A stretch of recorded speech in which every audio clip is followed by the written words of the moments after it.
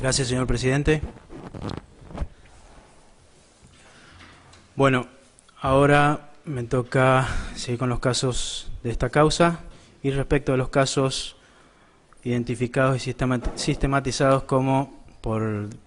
según la pieza acusatoria con los números 29, 30, 31 y 32 correspondientes a el caso de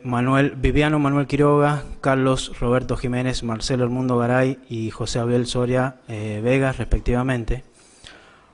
Voy a enviar el relato de cada uno de estos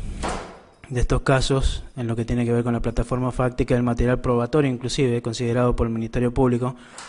en tanto que al igual que el caso 29 no obra elemento probatorio alguno al criterio de esta defensa que pueda ser valorado a efectos de acusar a Eduardo Daniel Cardoso de los delitos que en ellos se refieren, por cuanto solicito también la absolución en los mismos términos antes expuestos y por los mismos fundamentos. Voy a pasar a tratar ahora el caso número 33, que tiene por víctima a la señora Margarita Rosa Camus. En este caso tampoco voy a hacer referencia al modo en que fue detenida Margarita Camus, ni a las constancias relativas a su periodo de detención, dado que obran las pruebas incorporadas de la etapa de instrucción, sino que voy a centrar mi exposición en unas circunstancias específicas respecto a cómo se imputó a mis asistidos en las presentes actuaciones. Para ello, voy a analizar en primer término las distintas declaraciones testimoniales de Margarita Camus a lo largo del tiempo, y así podemos comenzar.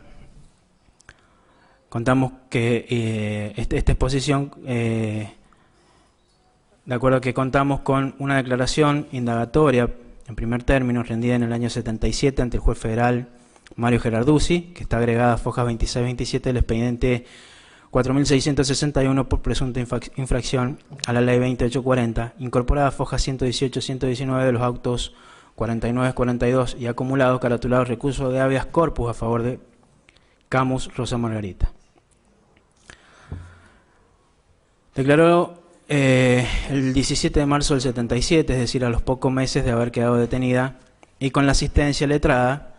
en aquel entonces como defensor del doctor Ronald Eduardo Lloveras. La doctora Camus dijo textualmente en aquella declaración que niega total y categóricamente el contenido de la declaración que se le ha leído, que se refiere a las declaraciones prestadas en fecha 26 del 11 del 76, agregada a foja 111. Que la misma se le hizo firmar en base a los apremios ilegales a que fue sometida en el Instituto Penal de Chimbas, consistiendo los mismos en golpes, amenazas con armas de fuego, aplicación de picana eléctrica. Además, en ningún momento ha prestado declaración en el RIN 22, sino que lo ha hecho siempre en el Instituto Penal de Chimbas, y totalmente encapuchada, por lo que no puede dar razón de quien la interrogó. Como podemos apreciar en esa oportunidad, al estar totalmente encapuchada no pudo identificar a nadie, ella misma lo ha dicho, como el autor de sus tormentos. Si bien hemos escuchado en infinidad de oportunidades que las autoridades judiciales no se hacían eco de esas denuncias de tormentos que las personas denunciaban, sin embargo podemos ver que se dejaba expresa constancia en el acta, formalizada en un expediente judicial, de esas manifestaciones, y en este caso con la asistencia de un abogado defensor, todo lo cual plantea serias dudas respecto a de los presuntos tormentos.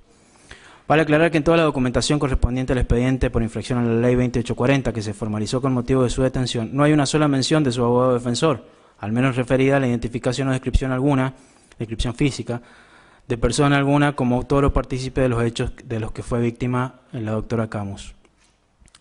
En honor a la verdad, no puedo dejar de reconocer que al haber continuado la doctora Camus detenida por un periodo posterior al que se llevó a cabo la declaración citada, puede existir la posibilidad de que los tormentos de identificación de sus autores se hayan producido luego, pero sin embargo, vamos a ver que de sus testimonios se desprende que la circunstancia que relató sobre el momento en que pudo ver rostros de sus torturadores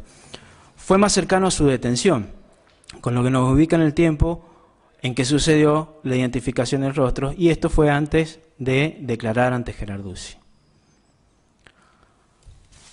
Luego de ello contamos con una declaración del 17 del 5 del 84 ante la Comisión Nacional de Desaparición de Personas, donde la víctima denunció los tormentos sufridos durante su detención y manifestó que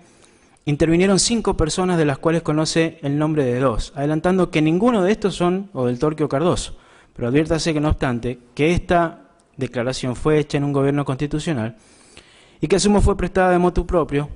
sin presiones de naturaleza alguna, cerca de los hechos denunciados en el tiempo y no nombró a ninguno de mis asistidos. Posteriormente, el 1 de octubre del 86, la doctora Camus,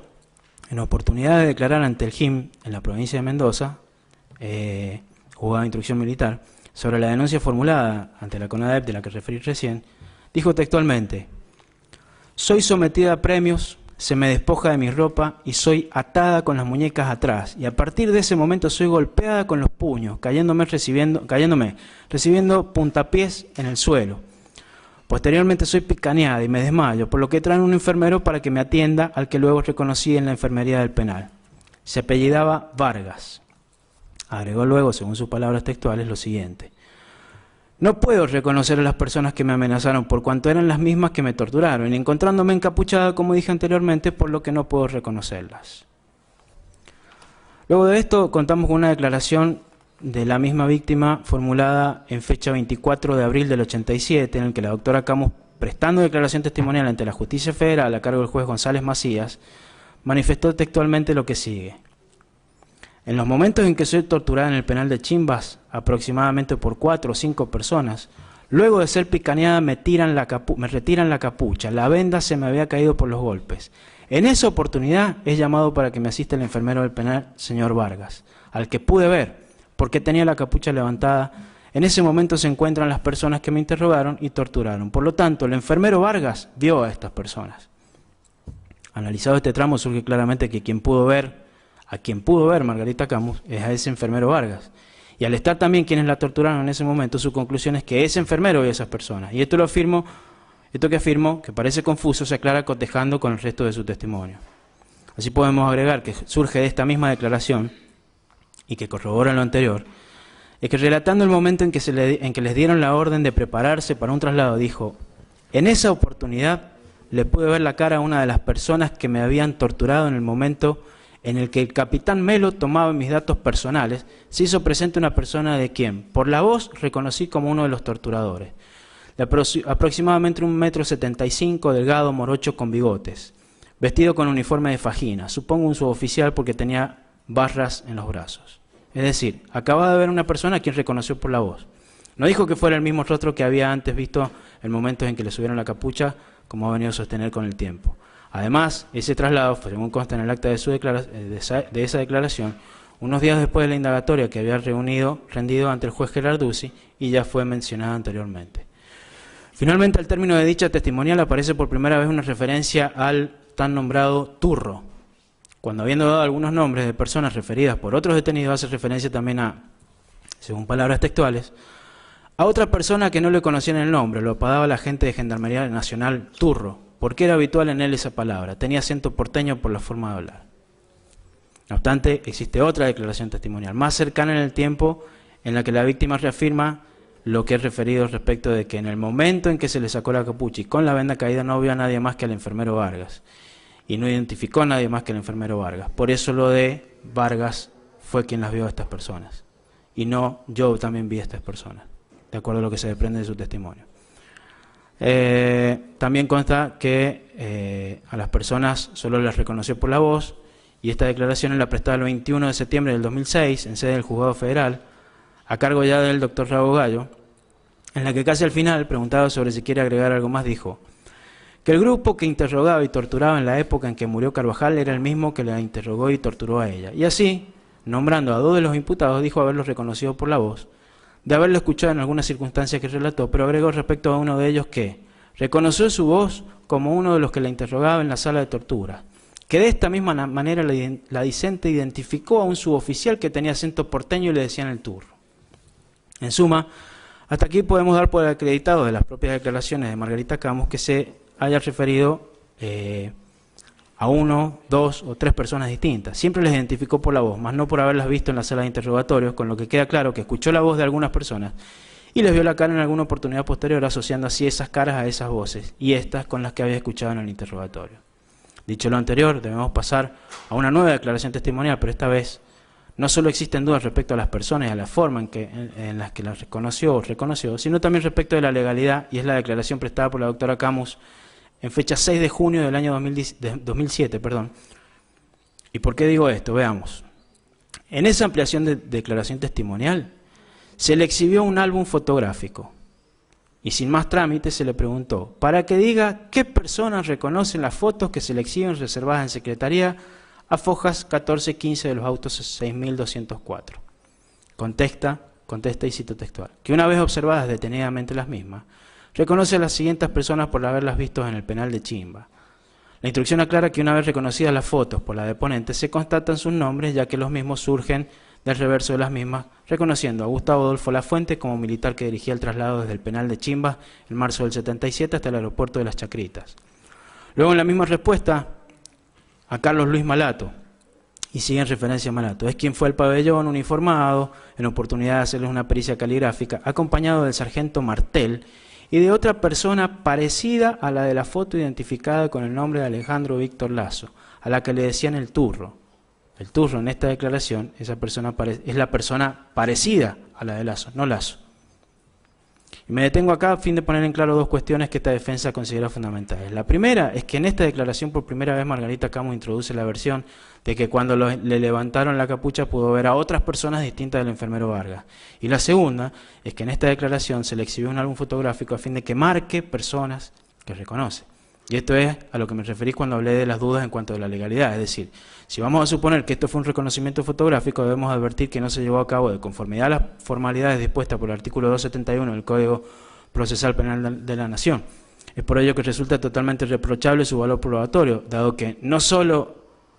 que lo expone el ritual,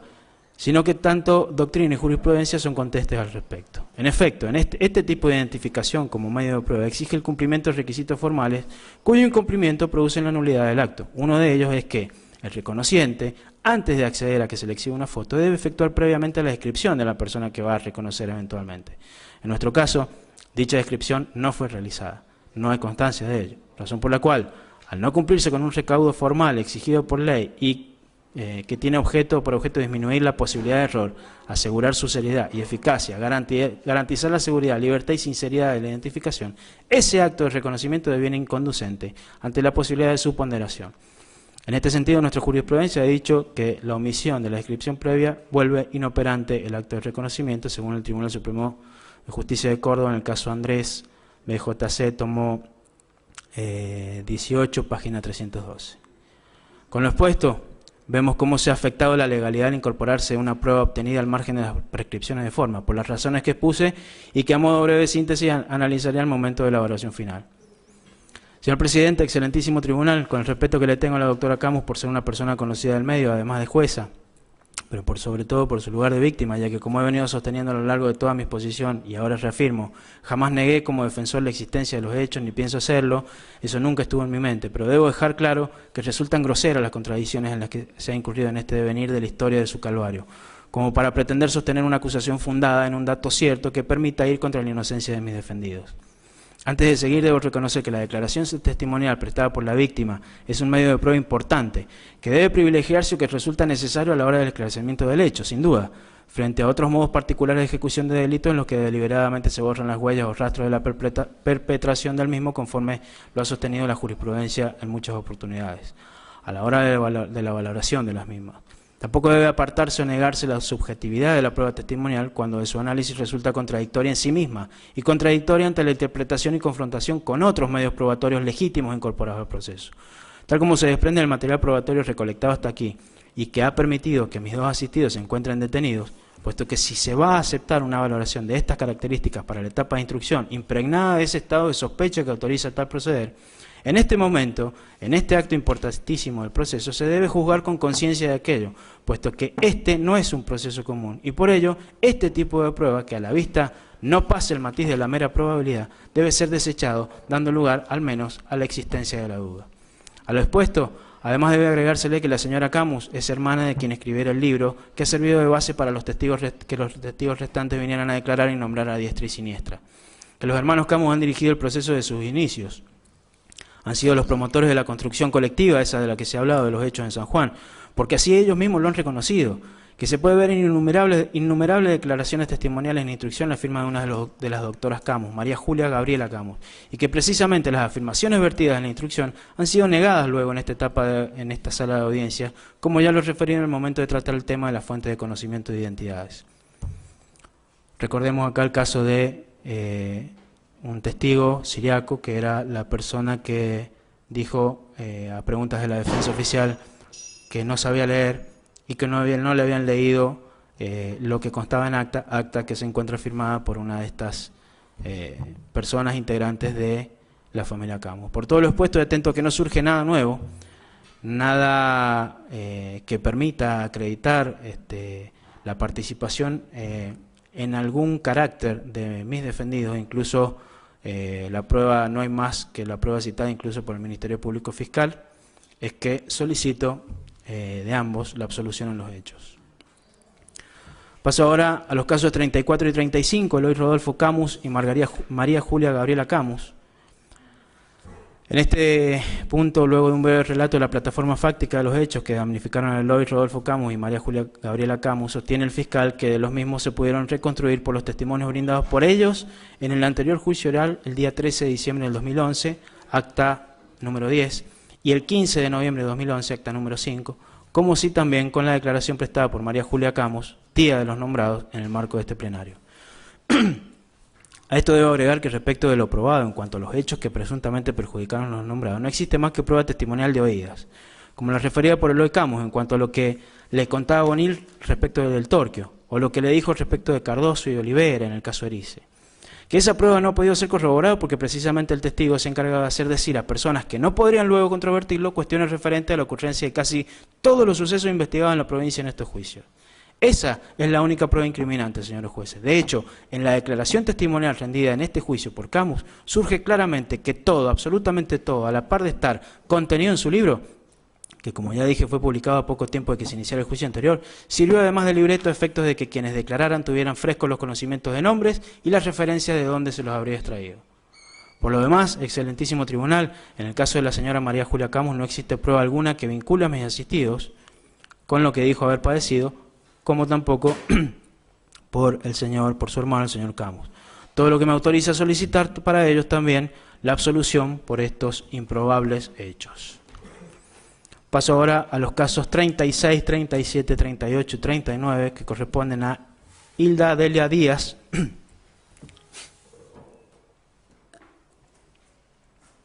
Raúl Héctor Cano, Alicia Romero de Cano, Élida Noemí Páez.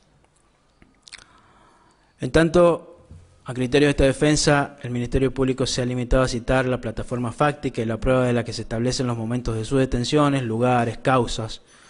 pero en razón de que con ellas no se ha podido probar en modo alguno, salvo la constante costumbre de remisiones a causas anteriores o prueba común,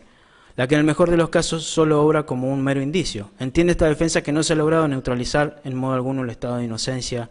de mis asistidos, por lo cual, al no existir certeza de su responsabilidad penal por los mismos, solicito se los absuelva a Juan Francisco del Torquio y Eduardo Daniel Cardoso, contemplándose para ello también el beneficio de la duda, temperamento que surge de obligada aplicación. Lo mismo voy a hacer con los casos 40, 41, 42 y 43, que refiere a los hermanos Viltes, identificados particularmente como Luis Héctor Viltes, Carlos Emilio Viltes, Juan Manuel Viltes, Jorge Alberto Viltes. En estos casos, al igual que para el caso de Moroy, tratado en el caso 44, en la sistematización dada por la Fiscalía, tomaré el mismo temperamento, toda vez que no existe a criterio de esta defensa una debida circunstanciación de modo, tiempo y lugar, que apoyada en la prueba reunida, permita adquirir el grado de certeza positiva que requiere la instancia a efectos de dictar una sentencia condenatoria contra mis defendidos del Torquio y Cardoso, por su responsabilidad penal, que no ha sido debidamente acreditada en tanto la prueba que he referido a esta defensa. Se advierte ciertamente que ninguno de los dos formó parte de una patota, grupo de tareas, ojos de vidrio, inteligencia o como se les quiera llamar. Tampoco existe prueba que los ubique en este lugar en inteligencia, sino que son solo conjeturas que se han ido patentizando en el tiempo, pero de certeza adolecen en forma manifiesta. Por los fundados motivos expuestos a lo largo de lo que llevo de este alegato, es que solicito se los absuelva de todos los hechos de la presente causa. Por último, y antes de pasar a lo concerniente a la causa conocida como Amín de Carvajal, quiero recordar que ha quedado demostrado por la misma prueba documental a la que se ha remitido el acusador público, que en absolutamente todos los casos en que se ha procedido a detener a una persona y de cuya detención obre constancia escrita, que acredite que tanto el Torquio o Cardoso fueron los oficiales a cargo del operativo, esta es la prueba más acabada de la falta absoluta de la clandestinidad en su accionar. A su vez, el mismo camino implica su actuación dentro de un marco normativo y reglamentario vigente a la época de los hechos, de cuyo contexto temporoespacial no nos podemos apartar. Así, voy a pasar al caso de José Ángel Alberto Carvajal. En este caso, el Ministerio Público ha dado por acreditados los hechos descriptos surgidos principalmente de la declaración de testigos en el marco del primer megajuicio, testimonios que se encuentran incorporados, como sabemos, a este debate por lectura. Se ha relatado allí la detención de Alberto Carvajal en un operativo que estuvo a cargo de personal de la Policía de San Juan,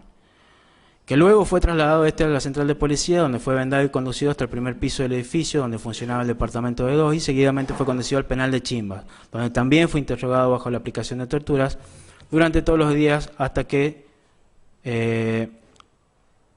no pudo soportar más y falleció el día 17 de agosto de 1977, siempre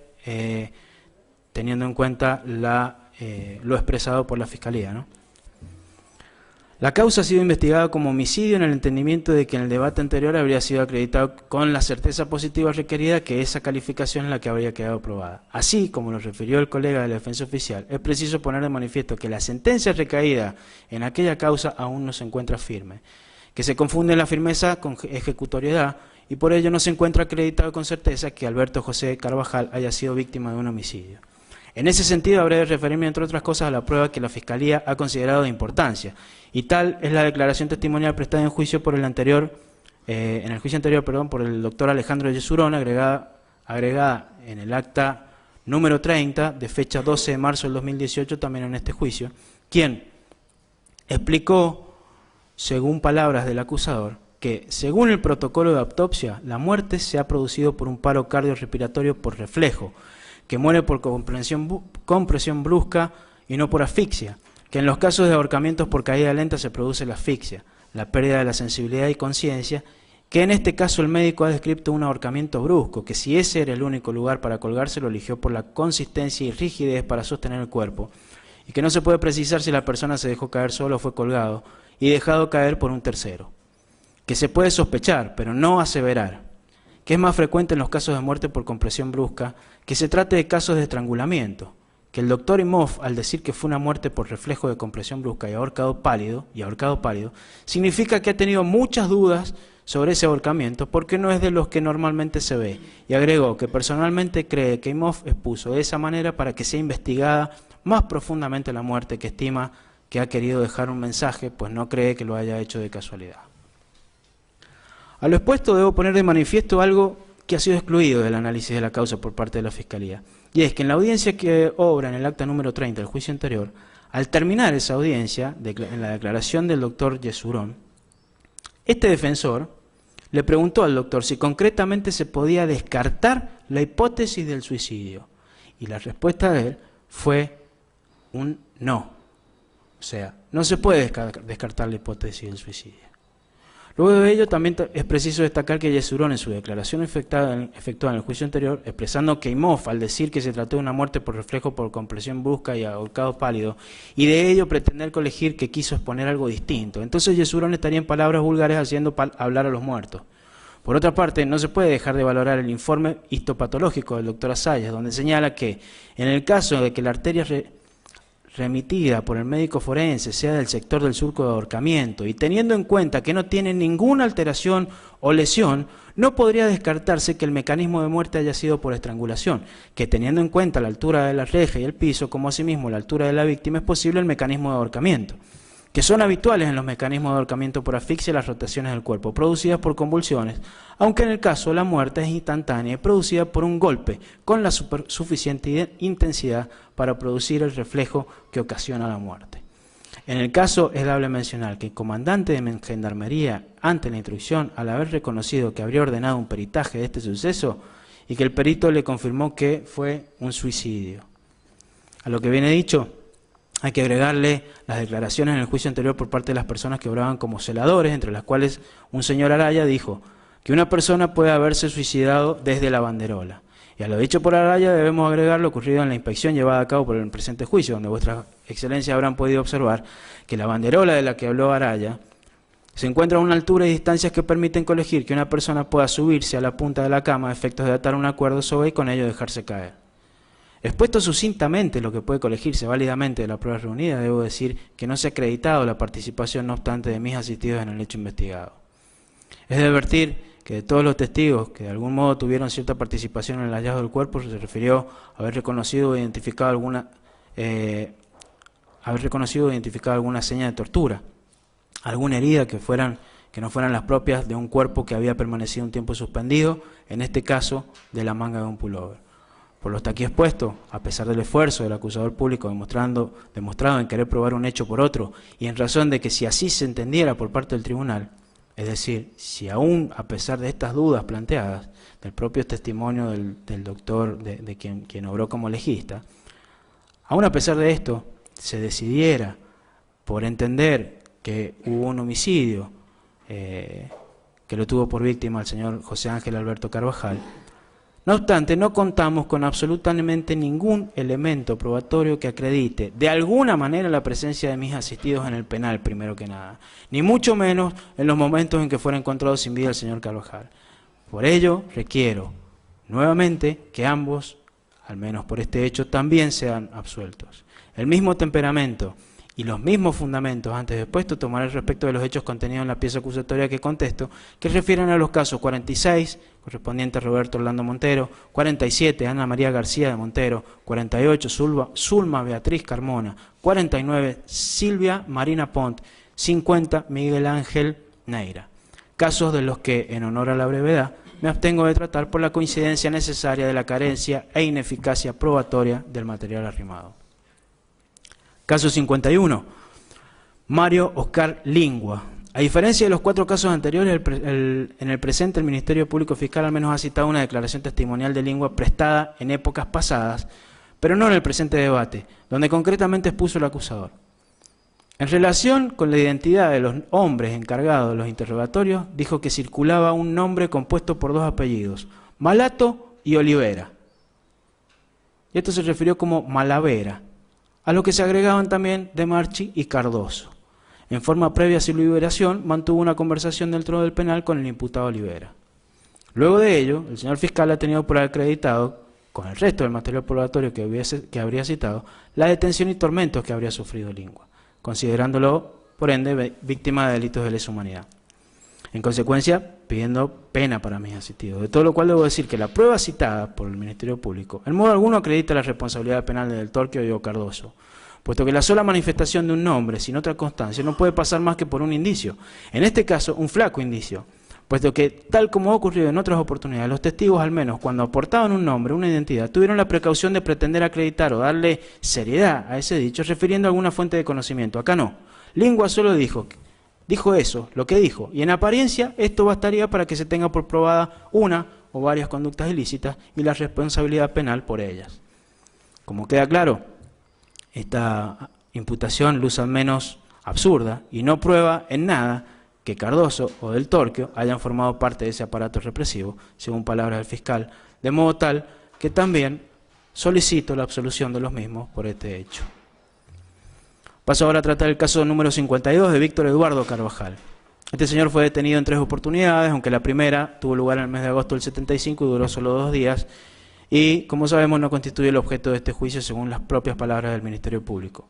La segunda detención se produjo junto a su esposa Silvia Esther Eppelman el día 7 de abril del 76 por personal de la División Inteligencia, Departamento de 2 de la Policía de San Juan. Luego fueron trasladados a la Central de Policía, luego al penal de Chimbas y allí permaneció hasta que el día 7 de enero del 77 fue dejado en libertad. No obstante, Víctor Carvajal fue nuevamente detenido el 3 de agosto del 77 al presentarse en el Instituto Penal de Chimbas junto a su amigo Enrique Sarazúa en busca de información sobre el paradero de su hermano Ángel José Alberto Carvajal, quien había desaparecido 4 días antes sin más trámite. En la puerta del penal, Víctor Carvajal y Sarazúa fueron encapuchados, subidos a un vehículo que los trasladó inmediatamente al D2 en la Central de Policía Provincial, donde se encontraban sus respectivas esposas. Al día siguiente, Víctor Carvajal fue trasladado al penal de Chimbas, se acreditaron los hechos según el fiscal con distintas pruebas documentales y testimoniales que fue citada,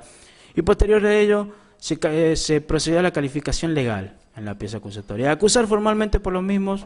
hechos a mis defendidos Del Torquio y Cardoso. Nuevamente debo decir lo mismo. De toda la prueba citada, no hay un solo indicio que permita determinar la responsabilidad penal de los mismos respecto de las 2 detenciones de Carvajal que son objeto de este proceso. Ergo, corresponde a esta defensa solicitar la absolución. Ahora corresponde tratar los últimos 5 hechos de la causa. Perdón. Así como en los anteriores en que me he referido, estos se refieren al caso 53, 54, 55, 56 y 57, que corresponden a Enrique Sarazúa, Lida Paparelli, Silvia Esther Eppelman, Rogelio Enrique Roldán y Américo Olivares. Como decía, en estos últimos 5 hechos de esta causa, así como en los anteriores a los que me he referido,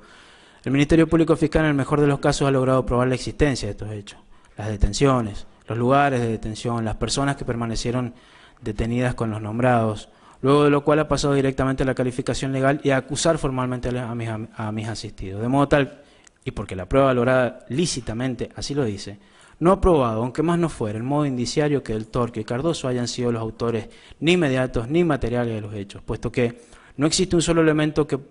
de prueba que acredite con certeza positiva que hayan conocido la ilicitud de maniobras previamente diseñadas y enmarcadas en un plan sistemático y organizado, ni han concurrido por ello con sus voluntades a hacer algún tipo de aporte a ese plan.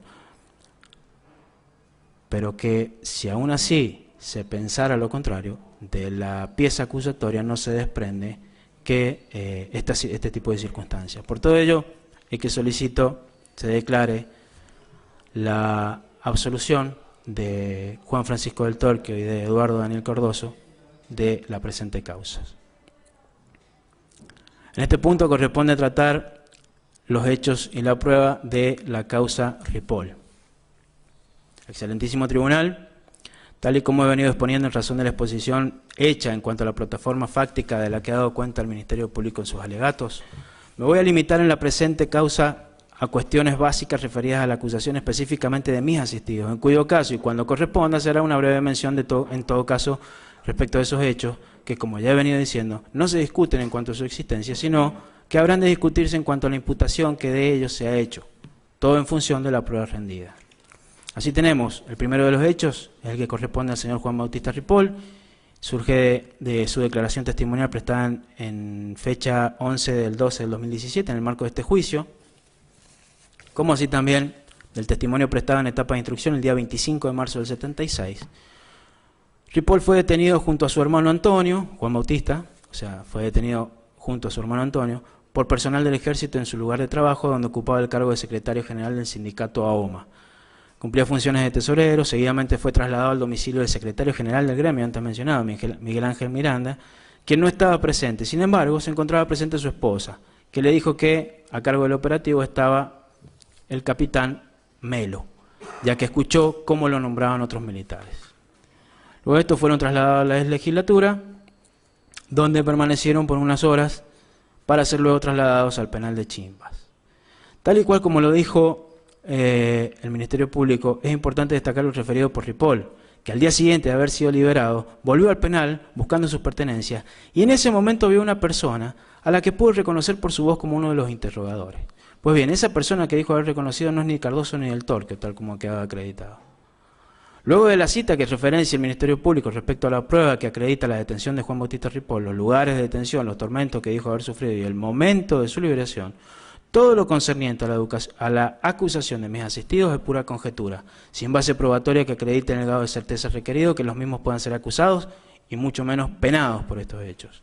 Aclaro en este punto, señor presidente, que a fin de no incurrir en repeticiones ociosas en cada una de las causas a las que me referiré en particular, como las que trataré en forma conjunta por encontrar similitudes en cuanto a lo que esta defensa les resulta importante y referido a la acusación y prueba, solo al final del tratamiento de Ripoll haré la petición correspondiente.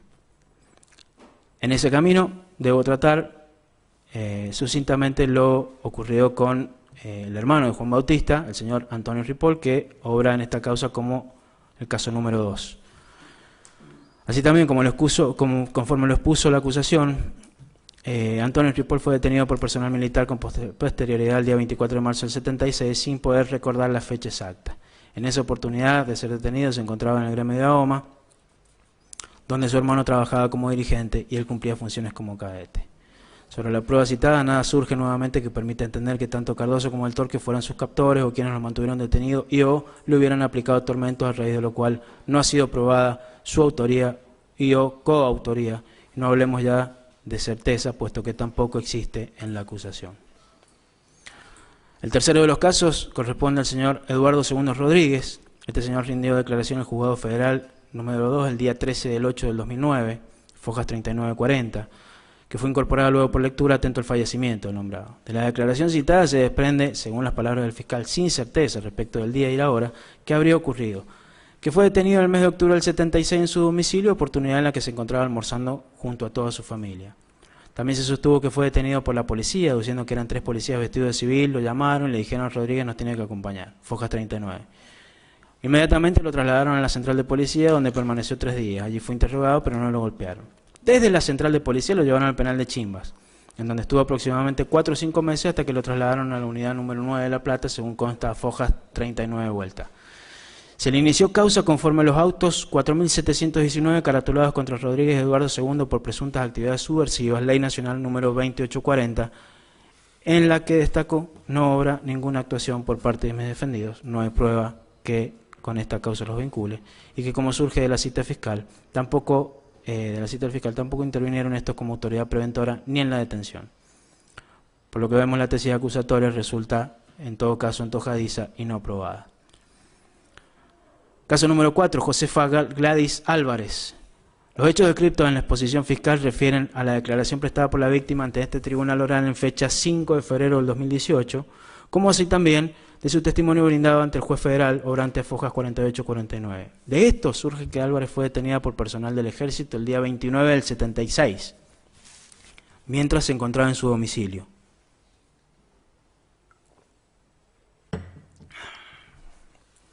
En efecto, conforme a lo relatado, los efectivos militares, quienes vestían sus respectivos uniformes, arribaron en camiones y sin dar explicaciones ingresaron al domicilio, revolviendo todo y rompiendo lo que encontraron a su paso. Los militares que realizaban el operativo le preguntaron si habían armas, a lo cual la nombrada contestó que sí, que había un revólver que su padre trajo de España cuando tenía tan solo 17 años, además de una escopeta también de propiedad de su padre, quien ya había fallecido. Le preguntaron si estas armas estaban declaradas. Álvarez respondió que dicho trámite había estado a cargo de su hermano, razón por la cual lo llamaron por teléfono para que se presentara a exhibir los papeles correspondientes. Cuando este arribó, le comunicaron que se llevaban detenido a su hermano, razón por la cual preguntó quién estaba a cargo del operativo y a dónde se la llevarían, ya que tenía que asistir a la guardia en el hospital. Al cabo de unas horas y después de que se la llevaron detenida, escuchó cómo una de las personas que ilegalmente la había privado de su libertad, según sus términos, le preguntaba el nombre a su hermano. De esa manera supo que ambos habían sido detenidos. Primeramente fueron llevados a la ex legislatura. Allí dijo que un militar le manifestó que estaba casado, pero como estaban limpiando el país no tenía tiempo para volver a su casa, y le ofreció tener relaciones sexuales con él a cambio de ayudarla, ya que según los dichos de Álvarez estaba muy comprometida, ofrecimiento ante lo cual la nombrada le manifestó que prefería morir antes de acceder a lo que le pedía, respondiéndole al militar que era muy valiente. A la noche siguiente fueron llevados al penal de Chimba. Josefa Álvarez estuvo detenida 11 días, mientras que su hermano lo liberaron a la 13ª jornada. Todo lo presuntamente probado por el Ministerio Público Fiscal en este punto también es referido a la detención, esto es, la modalidad de detención, los lugares donde pudo haber permanecido detenida y una serie de particularidades como por ejemplo los relatados por la persona sobre la charla que habría tenido con un militar que habló sobre su estado civil y que le habría ofrecido tener relaciones sexuales. Ahora, en cuanto a lo realmente importante, vale decir, a la prueba que inequívocamente coloca en el lugar de los hechos del Torquio Cardoso, o que los relaciona con la conducta de otro por quien ellos deban responder, para el caso de la autoría inmediata, como siempre, no hay nada, no hay prueba del tiempo que duró la misma, no hay ni constancia de que en su detención, como en cada una de las conductas ilícitas que dijo haber padecido, hayan participado mis asistidos. Caso número 5, Francisco Orlando Álvarez Capelino. La plataforma fáctica brindada por la Fiscalía y las pruebas que ha referido pueden ser elementos suficientes para probar la detención del nombrado, su paso por los distintos lugares que refirió, quizás hasta los interrogatorios bajo tormento que dijo haber sufrido. Y digo quizás porque la única prueba es su propio testimonio. Atento a que, a diferencia de otros casos, acá no hay más que testigos que digan haber escuchado gritos o que permitan conocer que fue sacado del lugar para ser trasladado al interrogatorio. No obstante, como en los casos anteriores también, no se ha acreditado en modo alguno la participación en estos hechos de ninguno de mis asistidos. No hay siquiera mención de que el testigo haya referido sus nombres, o que aunque fuera por comentarios de terceros. Por lo tanto, también afirmo que lo sostenido por el acusador a este respecto carece de sustento. Pasamos ahora al caso número 6, Pedro Emilio Lucero. Respecto de esta causa y atento a que ya se ha referido, analizado y cuestionado eficazmente mi codefensor, el doctor Pirrello, por la defensa de nuestro codefendido Arancio, hago mías sus palabras en todo lo alegado, toda vez que los hechos han sido imputados también a Cardoso y el Torquio, también en grado de coautores, por autoría inmediata sin absolutamente una prueba que sí lo acredite. Solo resta recordar, conforme lo dijo el doctor Pirrello, en la frase utilizada por el acusador público que dice, razón por la cual se puede colegir que este funcionario militar participó de los tormentos propinados a la víctima, refiriéndose en ese caso a Arancio. De ello puede extraerse que las argumentaciones del Ministerio Público Fiscal son demostrativas de la duda más que de una certeza requerida en esta instancia, a lo que se suma que, ante la carencia de toda otra prueba que incrimine con certeza a mis asistidos, deviene necesaria su absolución. Paso al caso de Oscar Adolfo Frías. En el caso en cuestión, el señor Frías dijo haber sido detenido por el Ejército. El Ministerio Público también dijo que resulta esto corroborado por el testimonio de su pareja de aquel entonces, la señora Susana Leda Casas. A su vez, Frías, luego de relatar los lugares por los que pasó, concretamente dio una referencia al por qué entiende que no lo torturaron, con lo que la imputación por tormentos que hace el fiscal carece en este caso puntual de comprobación. Asimismo, el testigo dijo haber conocido a un sargento del Ejército, rango que no corresponde a ninguno de mis asistidos al momento de la detención del nombrado. Sumado a ello, que no existe tampoco ninguna prueba que los ubique en alguno de los lugares en el periodo de detención, razón por la cual no existe certeza de su autoría o coautoría, ni tampoco duda. La única certeza es que ellos no lo detuvieron, no lo torturaron, ni le dieron la libertad, ni participaron siquiera del operativo de detención, lo que demuestra que la acusación formulada también en este caso carece de sustento acreditante. Paso a tratar el caso de Jorge Héctor Méndez, caso número 8 de esta causa.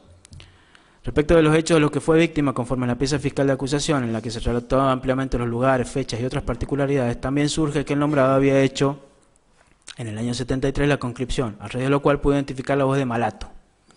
También mencionó a otras personas y practicó un reconocimiento fotográfico. De todas las pruebas referenciadas por el Ministerio Público, ninguna de ellas tiene relevancia directa a fin de afirmar la actuación de mis asistidos en la presente causa. Esto es, no han sido mencionados por la víctima, no han sido reconocidos por él, no hizo mención alguna de que cualquier otro testigo se los haya mencionado, ni nada que se le parezca. Todo lo cual demuestra con certeza que la acusación y pedido de penas para Cardoso y del Torquio, por los hechos denunciados por la víctima, también adolecen de una comprobación de los mismos.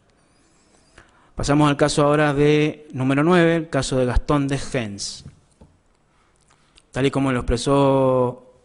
el Ministerio Público, todo lo concerniente a esta causa surge de una declaración testimonial prestada en el Juzgado Federal en fecha 18 de agosto del año 2009, que se encuentra glosada foja 63 y vuelta de los autos FMZ 8103-7335/2012, agregando que no pudimos acceder a su testimonio en este debate por cuanto el testigo no se encuentra en condiciones de declarar. La persona fue detenido en la mañana del 8 de agosto del 76 mientras se encontraba en el Hospital Rawson, lugar donde se desempeñaba como ortopedista en la sección traumatología. Manifestó que ese día se presentaron dos personas con uniformes azules, los cuales supone pertenecían a la policía y le preguntaron su nombre, que fue trasladado al penal de Chimbas, donde permaneció por un lapso de 3 días y sometido 2 veces a interrogatorios. Refirió a De Gens que las preguntas versaban sobre armas que estarían en el hospital donde la guardaban. Foja 63 y vuelta. Esto que acabo de mencionar es todo cuanto se tiene por probado. De Gens en su declaración jamás dijo haber sufrido tormentos, por lo que no se puede inferir ciertamente que sus dichos, cuando habla de interrogatorios, impliquen esos tormentos, por lo que la extensión interpretativa que hace el fiscal es cuanto menos antojadiza, sumado a ello la inexistencia para el caso de pruebas que determinen la responsabilidad de mis asistidos y que pueda ser valorada a ese respecto. Pasamos al caso número 10. Estela Inés Gordillo. En su oportunidad el fiscal dijo que si bien Estela Gordillo no ha podido declarar en el marco de este debate por encontrarse fallecida, su testimonio brindado en el juzgado el día 24 de agosto del 2009, fojas 82-83, se encuentra incorporado por lectura. Y de esa declaración surge que Gordillo fue detenida el 8 de julio del 76 y liberada al día siguiente. La detención se produjo en el Hospital Rawson, en ocasión de encontrarse prestando funciones en el servicio de traumatología del mencionado nosocomio, que personal militar la trasladó hasta un sector de pediatría y allí fue vendada, encapuchada para luego ser conducida al penal de Chimbas.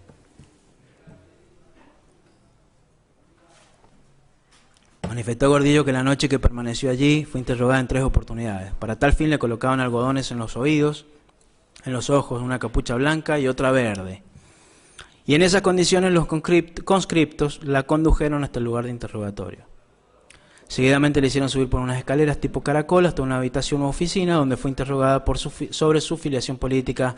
y si pertenecía al grupo de mujeres comunistas, aclarando a la víctima que los interrogatorios se repitieron a las 4 y a las 6 de la mañana. Es importante lo relatado por Estela Gordillo en cuanto a la tonada que tenía la persona quien la interrogaba, que le llamó mucho la atención, ya que se trataba de una tonalidad como porteñada. En este punto quiero destacar una cuestión particularmente llamativa que surge a raíz de la declaración incorporada, y es que la persona dijo que se le ponía una venda y 2 capuchas, también algodones en sus oídos, y que fueron los conscriptos quienes la habrían trasladado. Y hago mención a esta situación porque considero que es la primera y única vez que hemos escuchado que a una persona le hayan trasladado conscriptos. Reparemos que no existe duda alguna respecto a la inexistencia de soldados, o sea, de gendarmes en el penal, máxime, de soldados en el penal, como bien digo, y máxime en horario nocturno, lo que hace lucir descabellada la hipótesis. No hablemos ya de los algodones o las 2 capuchas, pero en fin, luego dijo el fiscal que la testigo referenció que fue subida a un vehículo, a los 200 metros aproximadamente le retiraron la capucha y entonces se dio cuenta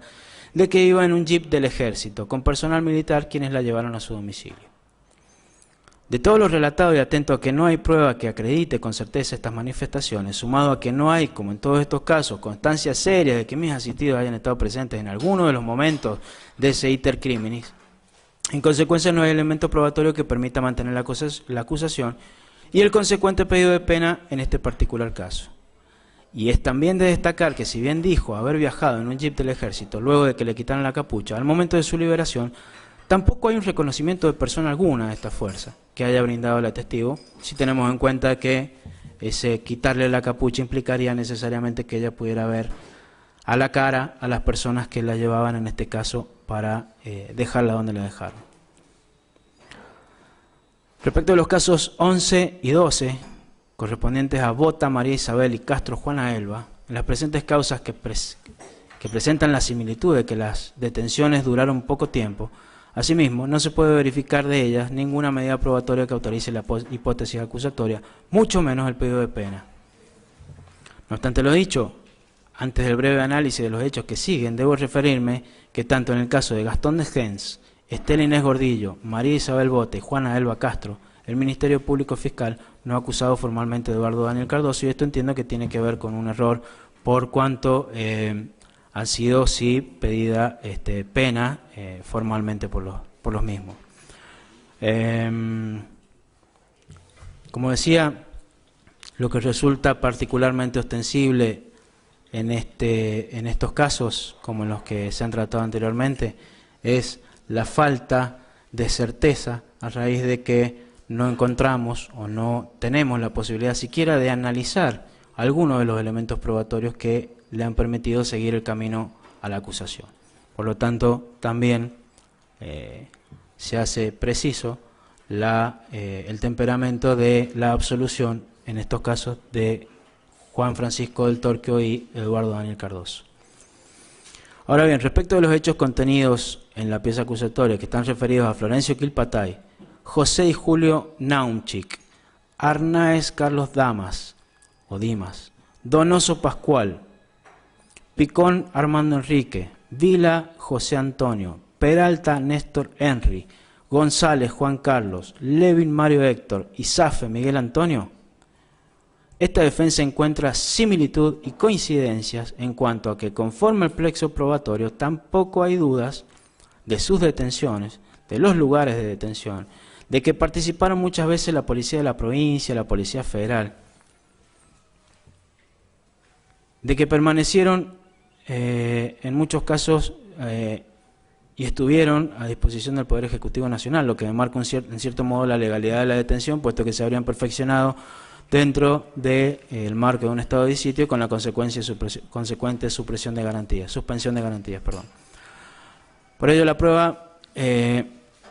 puede indicar inclusive que fueron víctimas de tormentos, cuestión que no es cuestionada, pero lo principalmente coincidente en todos los casos es que no obra una sola medida de prueba que acredite mantener la acusación formulada por parte del Ministerio Público Fiscal contra mis asistidos, ergo tampoco el pedido de pena. Es decir, que una vez más se observa cómo en forma absolutamente arbitraria, abusando de una extensión de la teoría de la autoría mediata,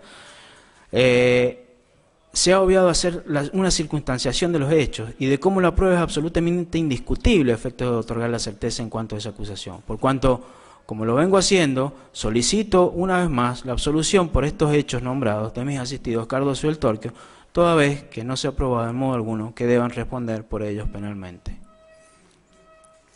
Paso ahora al tratamiento de la causa de la señora Susana Leda Casas. Los hechos que denunciara oportunamente la nombrada ante el Juzgado Federal número 2 durante la etapa de instrucción, cuyas declaraciones se encuentran incorporadas por lecturas a este debate, dan cuenta de que con relación a su detención,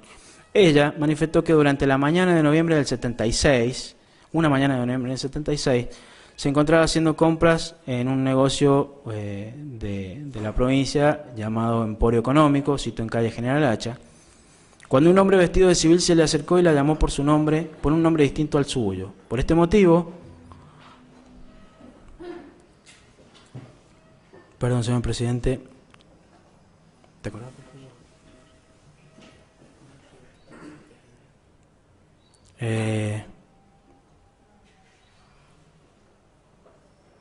No,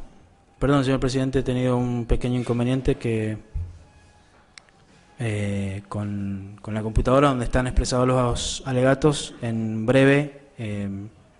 voy a continuar.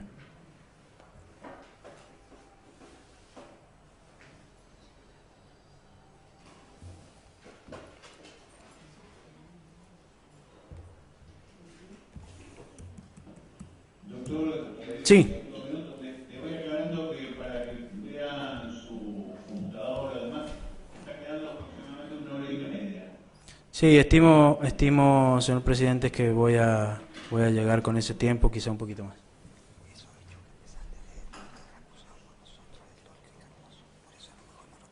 Bien.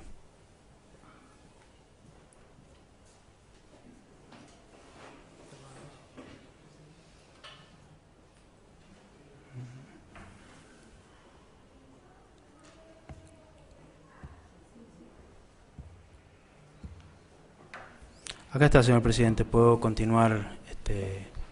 con los alegatos, si usted lo dispone. Señor presidente, no sé si me escucha. Gracias. Decía, Casas dijo que fue trasladada en taxi hasta la central de policía, permaneció durante 3 días con los ojos vendados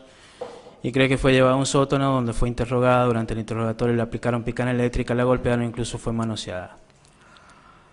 Dice la señora Casas, que no pudo identificar a estas personas, que eran de sexo masculino y que se hallaba vendada. Incluso llegó a escuchar que los policías comentaban entre ellos que era ella la hermana de José Casas. Durante su detención, Casas fue llevada a un lugar distinto, donde fueron, siempre según sus expresiones, fue violada y manoseada, y bueno, en fin.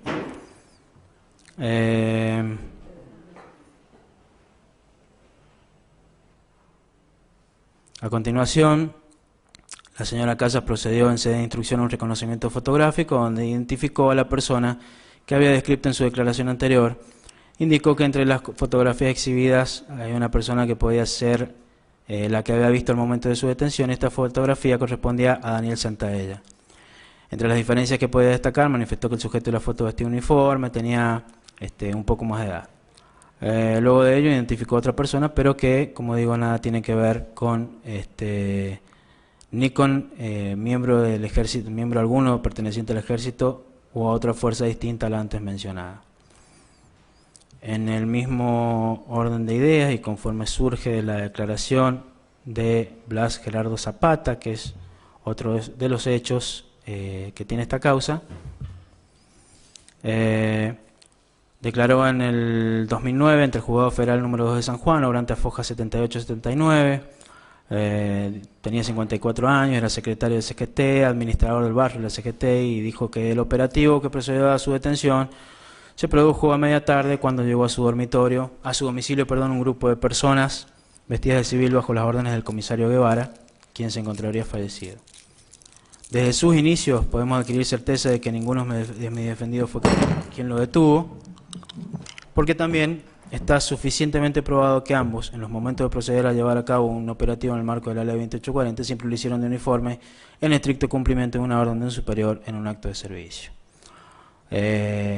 Luego sigue la continuación del derrotero de la detención de este señor, y de lo cual también respecto de toda la probanza que obra en la causa, es que, así como ha ocurrido en casi todos los hechos de esta presente causa, tampoco hay pruebas que fueran valoradas por la Fiscalía a fin de acreditar que se deban responder mis asistidos por este hecho. Respecto del caso de Dante Félix y Oscar Washington Carvajal, al tratar estos casos advierte esta defensa la particularidad de que si bien ambos se puede deducir la participación del ejército en la detención de los nombrados, surge diáfanamente que en el caso del primero dijo haber conocido a algunas personas pertenecientes a esta fuerza y aportó sus nombres. Pero a diferencia de otras causas donde los testimonios se encuentran impregnados del sesgo de la repetición de nombres por oídas o por terceros, en este caso puntual no se advierte dicha particularidad. Además de que los nombres citados no corresponden a Cardoso del Torquio, de modo tal que toda la prueba reunida en la presente causa, como en especial de las particularidades referidas, no se ha podido avanzar más allá del estado de sospecha que impregnara la instrucción y consecuentemente la acusación y pedido de pena adolecen de prueba que los autorice. En este camino me toca referirme al caso de Raúl Dolores Ávila, quien fue detenido en su domicilio particular en el departamento de Angaco por personal policial. El operativo se dio en septiembre del 74, época en la que Graci Susini se desempeñaba como jefe de la policía. Ávila refirió que una vez detenido se le inició una causa por tenencia de armas y explosivos y primeramente fue alojado en la alcaidía, donde permaneció hasta los primeros días del 75, luego trasladado al penal de Chimbas, estuvo alojado hasta diciembre del 76 y luego de ello fue trasladado a la unidad 9 de La Plata, lugar en el que permaneció detenido hasta el 79, hasta abril del 79, fecha en que logró su libertad vigilada. La víctima dijo que en una oportunidad, al ser trasladado al juzgado federal a declarar, custodiado por 6 o 7 efectivos de gendarmería, fue objeto de amenazas, que le dijeron que se cuidara por lo que iba a declarar. Refirió también que lo golpearon en el interior del ascensor del edificio del juzgado, circunstancia que denunció ante el juez Galarduzzi, quien hizo caso omiso de esas revelaciones. Antes de ser trasladado a la unidad 9 de La Plata, fue sometido a otro interrogatorio en el penal de Chimba, donde permaneció vendado y maniatado. En ese interrogatorio le preguntaron por sus datos personales y militancia política. En este punto voy a solicitar primeramente que la presente causa se declare prescripta en razón de que la detención se produjo en el año 74 durante un gobierno constitucional, periodo en el que no se encuentra aprobada la implementación de un plan sistemático y organizado de ataques contra la población civil, fundando la petición en lo referido en la oportunidad legal de la causa Nívoli, haciendo expresa remisión y adhesión, además de los argumentos expresados a estos efectos por el doctor Rolando Lozano en su defensa de Nicolás Manrique, como por la defensa pública oficial en esta causa mencionada, en esa causa Nívoli mencionada. No obstante, y en la misma sintonía con lo hecho por esta defensa en Nívoli, contesto subsidiariamente la acusación, para la cual expreso que así como surge claramente de las declaraciones y del resto de la prueba en los hechos en que tuvieron por víctima Ávila, de ella no surge en grado de certeza que mis asistidos Cardoso y el Torquio puedan ser responsables penalmente por los mismos ante cualquier grado de autoridad y o participación y bajo cualquier teoría de imputación, por lo que en primer término solicito la absolución de los mismos por prescripción de la acción penal y subsidiariamente el mismo temperamento, pero en función de que no se ha neutralizado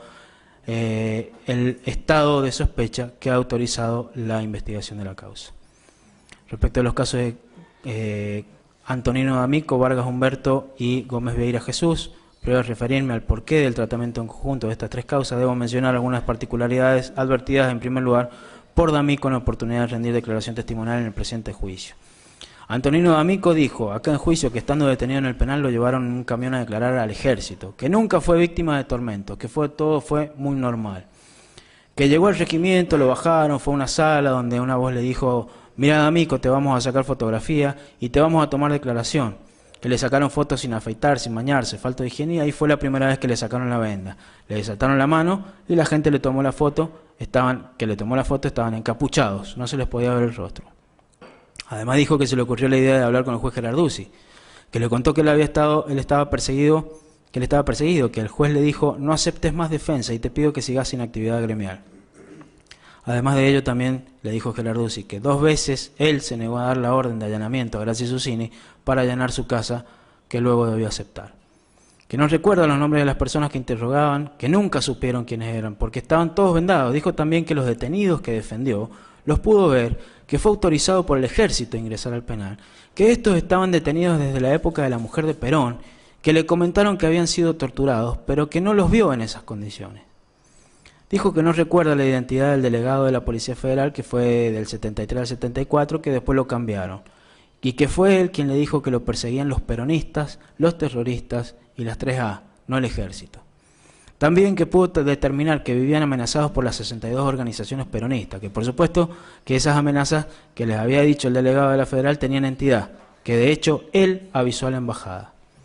Aclarado lo anterior, entiende esta defensa que en los 3 casos, es decir, D'Amico, Vargas y Gómez Vieira, se presenta la misma caracterización formulada anteriormente, es decir, ausencia de parte de la acusación de descripción fáctica referente al modo en que se tienen por acreditadas las actuaciones de mis ahijados procesales en los presentes hechos, es decir, luego de la descripción de la plataforma fáctica planteada por el Ministerio Público y en atención a la ausencia de mención respecto al momento en que se habría comprobado la participación de Cardoso y del Torque en el iter criminis, asimismo la inexistencia de elementos probatorios citados los efectos, es que autoriza a esta parte a solicitar la absolución de los mismos por los hechos aquí tratados. Me voy a referir ahora a los casos de Carlos Alberto Santana y Marcial Nicolás, que son ya los últimos de esta causa Ripoll, y debo decir ante ello que, culminando con esta causa y respecto de estos 2 casos, también he decidido referirme a ellos en atención a que sus detenciones se produjeron en el mismo momento atento a lo sostenido por la acusación, y porque al igual que en las anteriores también existe una ausencia absoluta de medios que se indiquen a mis exceptivos, formando parte de una patota, banda, grupo de tareas, o como se le llame, dedicada a cometer ilícitos, proveyendo con su accionar en un plan común, organizado y sistemático, sino que a la par de no existir prueba alguna que así lo indique, no ha existido correctamente acreditada conducta alguna de parte de la acusación al respecto. Y debo poner en resalto que se habló en el caso de Marcial que su detención fue a cargo del Juan del Torquio, a lo que debo agregar que no existe prueba documental alguna al respecto, y estimo que la acusación ronda en base a lo que el fiscal sostuvo en el requerimiento de elevación a juicio, donde en la oportunidad de tratar el caso de Marcial Santana dispuso lo siguiente. En aquella oportunidad se dijo que personal militar allanó su domicilio y a cargo del operativo se encontró una persona alta, con textura atlética, de bigote, de ojos color verdoso clarito y de tez clarita.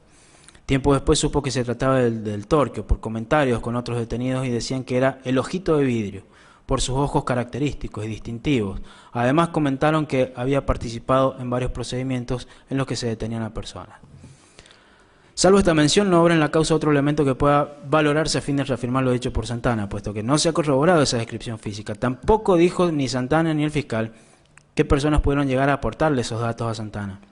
Pero que a fin de cuentas, en caso de tenerlo por probado, lo que insisto no es así, mi asistido del Torquio, conforme se habrá podido observar, en cada actuación en el marco de la actividad desplegada con motivo de la ley 2840 y bajo el amparo de la normativa reglamentaria vigente, en cada operativo, como decía, en que participó, dejó debida constancia con su firma en el acta de allanamiento y prevención. Cuestión de la que adolece la presente causa. Por todo lo expuesto, atento que, como dije, desde un principio habrán podido observar vuestras excelencias la prueba reunida, la arbitrariedad con la que se le ha valorado y la extensión abusiva de la imputación en carácter de autoridad inmediata han incidido en que el Ministerio Público Fiscal, abstrayéndose de su función, haya acusado a mis defendidos sin probar esa acusación, por lo que, acudiendo a los fundamentos antes referidos al respecto, solicito se los absuelva a Juan Francisco del Torquio y Eduardo Daniel Cardoso de todos los hechos que conforman esta causa. Advierto también, en consecuencia, que no ha quedado acreditado en modo alguno que mis asistidos hayan formado parte de ese plan criminal que refirió la Fiscalía, en tanto y en cuanto no hay prueba alguna que demuestre en grado de certeza positiva lo contrario. Con estos 2 hechos he culminado el tratamiento de la causa Ripoll. Procederé a hacer lo mismo en este momento, específicamente sobre la causa Sevinelli.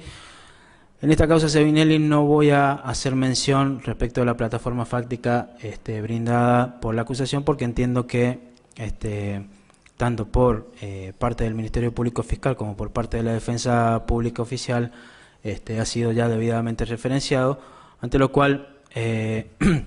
voy a hacer algunas breves citas específicas que entiendo conciernen al modo en que se ha acusado a las personas que hoy se encuentran imputadas.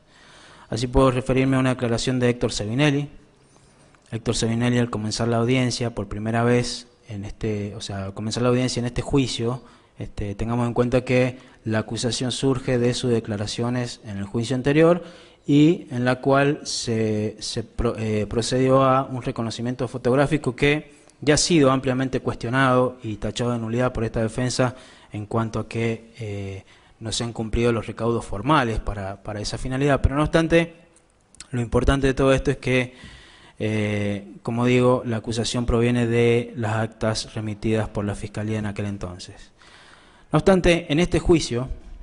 en la audiencia de debate, el señor Héctor Savinelli, cuando comienza la audiencia, por primera vez ingresa un dato importante a esta causa. Este dato importante es porque, a pesar de su extensa declaración en el juicio pasado y de haber hecho un reconocimiento fotográfico, nunca, pero nunca habló de que esas personas que habrían ingresado a su domicilio en la oportunidad de la madrugada, cuando lo detuvieron, estuvieran, como dijo, camufladas, como así lo refirió ante vuestras excelencias. Así, y estimo que sabiendo que luego de haber declarado en el juicio anterior su señora esposa, quien había declarado también en instrucción en un momento posterior a dicha audiencia de debate, esta es la primera que aportó ese dato. Es decir, la señora de Savinelli, una vez que se le refiere sobre la situación que habría sufrido juntamente en el mismo momento con su marido el día que se lo llevan a Savinelli, la señora de Savinelli habló específicamente de este camuflaje de las personas que la habían detenido. Fue bastante amplia en su declaración, dijo cómo venían vestidos y también se puede dar cuenta de la imposibilidad, en este caso de la señora de Savinelli, de reconocer algún rostro en virtud de esta circunstancia, precisamente que venían camuflados. Como venía diciendo, por primera vez el señor Savinelli agrega este dato, y asumo que lo hizo a efectos de no contradecir a su esposa, en el entendimiento de que, indudablemente, y sabiendo que ella declararía en esa misma audiencia, luego de Savinelli, esta defensa insistiría con ese dato, el del camuflaje, ese camuflaje que no le permitió a la esposa, como dije, ver los rostros de sus captores. No los pudo reconocer, pero que a pesar de encontrarse ambos, es decir, Savinelli y su esposa, en el mismo momento, en el mismo lugar, bajo las mismas condiciones, en lo referido a iluminación, en la misma distancia del lugar donde los apuntaban, y en el mismo momento en que ello ocurrió, sin embargo, a Savinelli milagrosamente se le permitió identificar a varias personas que a pesar de la falacia del testimonio del testigo, a la que también haré referencia, estuvieron y están aún injustamente detenidas, aunque una de ellas recuperó su libertad y la Fiscalía decidió no continuar con la acusación a su respecto. Continuando con su relato ante vuestra excelencia, Savinelli dijo que entraron a su casa por los fondos, que lo encañonaron por la ventana, de madrugada, que hacía calor y que por ese motivo dormían con la ventana abierta, que lo obligaron a abrir la puerta de ingreso, que ingresaron varias personas, que venían camufladas, con pelucas, pasamontañas y medias de stretch, dijo. Entre las inconsistencias que esta defensa encuentra en el testimonio de Savinelli, por una cuestión de respeto, por no llamarle fantasías, surge que el testigo dijo que una vez que lo sacaron de su domicilio, lo subieron al baúl de un automóvil, que allí iba con la cara cubierta con vendas, para luego agregar que lo golpearon en el camino. Adviértase que ni en la declaración en este juicio ni en declaraciones anteriores dijo que durante el camino las personas se hayan detenido a golpearlo. Ello porque salvo que alguna de estas personas se haya encerrado con él en el baúl del automóvil, no se entiende cómo durante el camino Savinelli haya resultado golpeado en ese lugar donde dijo que lo metieron. Que no solamente lo dijo él, sino también lo dijo su esposa, donde lo habían introducido. Por ello no se comprende cómo, de dónde y cómo ni de quién pudieron provenir esos golpes. En qué lugar de su cuerpo, u otros datos que permitan otorgarle cierta credibilidad a ese testimonio. Todo esto surge y se puede corroborar en el minuto 5, 13 segundos de las constancias de videofilmación del día correspondiente. Agregó también el testigo que pudo reconocer el camino que se dirigían a los cerros de Sonda, haciendo referencia a un departamento de San Juan, que se trataba de un lugar frente al Faunístico y a la fábrica de cemento, que es un lugar donde hoy se practica ciclismo. A lo que debo poner claridad, toda vez que los cerros de Sonda se encuentran totalmente distantes, a una distancia aproximada de no menos 20 kilómetros de Uyum, que es donde, lugar que inclusive se realizó en el juicio pasado un reconocimiento, al que el testigo concurrió e indicó como el lugar en donde estaría ubicada una casa o una casilla en la que se lo mantuvo cautivo. Vale decir, hablamos de lugares muy distantes, otra clara contradicción e inconsistencia de su testimonio. Pero siguiendo con el testimonio, Sevinelli, a pesar de que hacía segundos había reconocido que había perdido completamente la noción del tiempo por la tortura, según dijo, no obstante refirió que el día 15, ante la contradicción de su propio relato momentos antes, dijo la clásica frase que si bien no tenía noción del tiempo, lo sabe porque lo que ha logrado reconstruir después. Bueno, dijo que al día siguiente aparecieron unos oficiales que habían decidido liberarlo bajo amenazas de muerte de su hijo y su esposa. A lo que hay que aclarar que este dato tampoco tiene mayores referencias.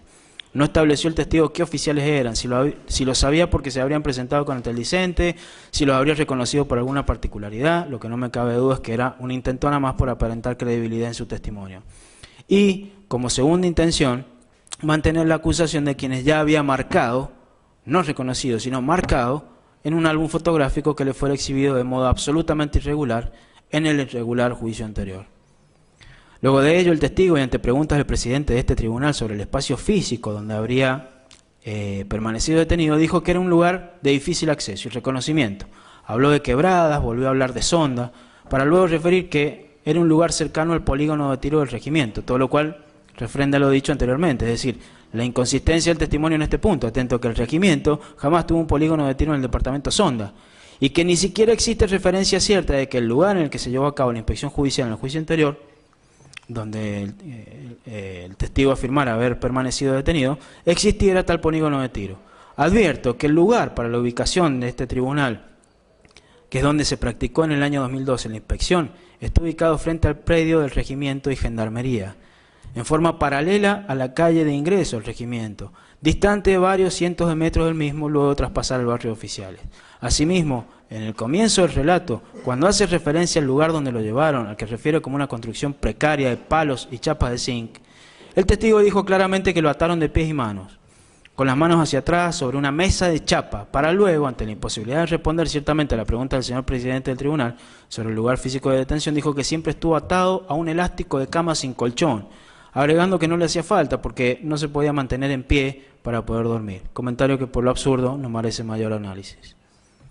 Dijo además respecto de las dimensiones del lugar que se trataba de dos ambientes. Uno de ellos sería aproximadamente 6 metros por 4 y oficiaba de cocina, comedor de campaña. Pero que el lugar donde torturaban era de 3 por 3, con lo que queda claro que una mesa de chapa y un elástico de cama, donde confusamente dijo haber permanecido atado, no cabrían ambos, por lo que evidentemente existe confusión no solo del lugar donde se ubicaba esa construcción precaria, por lo que he referido anteriormente, sino tampoco sabe precisar el testigo datos creíbles del lugar donde dijo que permaneció inmovilizado con cadenas. Y agrego que al inicio de su testimonio dijo que era atado con cadenas, luego dijo que eran unos alambres y posteriormente volvió a referir que se trataba de cadenas.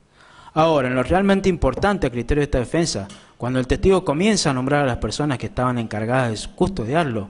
en el lugar de detención, dijo que eran parejas de 2 personas, que pertenecían a las fuerzas conjuntas, que eran del Ejército, Gendarmería, de la Policía Federal y de la provincia. Dijo que la mayoría de las veces estas personas se encontraban a cara descubierta,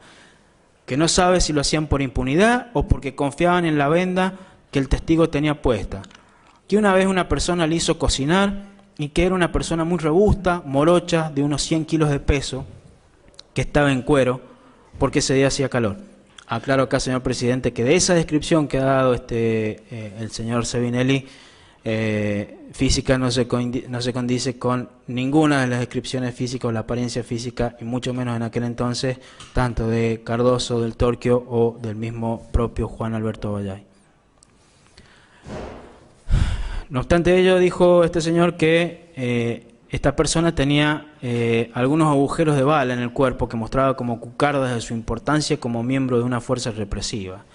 Luego de ello hizo referencia a un automóvil que ingresó al campo donde él estaba y que era un Citroën 2CB y que la persona que él había señalado en el reconocimiento los había corrido del lugar inmediatamente. Dato también de importancia, en tanto que para ingresar al lugar, en momentos en que se produjo la medida judicial antes citada, es decir, en el juicio anterior, es decir, el reconocimiento de ese lugar, la inspección ocular, todas las personas que ingresamos debimos hacerlos en vehículos doble tracción, pertenecientes a la Policía Federal y otras fuerzas, por la imposibilidad de acceso de vehículos normales, con lo que el dato del Citroën nos resulta más que una anécdota que asumo debe permanecer en la mente del testigo, que a los efectos de la credibilidad, como se ve, es nula. En esa misma parte del relato dijo Sevinelli que eso lo había podido ver porque en ese momento se encontraba sin vendas, con la persona que anteriormente había descrito, y que esta persona le había comentado que era un policía, que había sido custodio del gobernador Camus, circunstancia también que no coincide ni con Del Torquio, ni con Cardoso, ni con Amayay. También habló el testigo de una persona que pertenecía a la Intendencia del RIM, que tuvo un buen gesto con él al decirle que su esposa se había ido a hablar con el jefe del regimiento, que se estaban moviendo, que eso lo sabía él al momento de su detención.